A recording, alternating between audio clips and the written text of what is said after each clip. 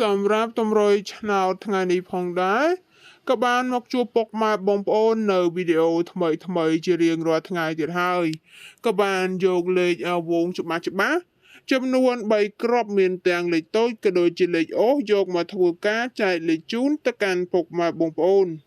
ហើយមុននឹងចូលទៅទស្សនាក៏សូមពុកម៉ែបងប្អូនទាំងអស់គ្នាកុំភ្លេចជួយចុច Subscribe និងដាក់នៅសញ្ញារូបកណ្ដឹងម្នាក់មួយផងដែរដើម្បីទទួលបាននៅតម្រុយជាប្រចាំជារៀងរាល់ថ្ងៃវងសូមលេខអូឆោតចាសា9វងសូមលេខអូឆោត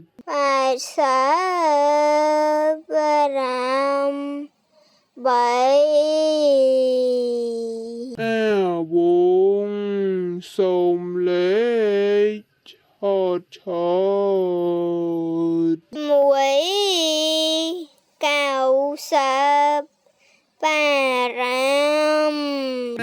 វងសូមលេខឆោតអាចមកសួរទៀ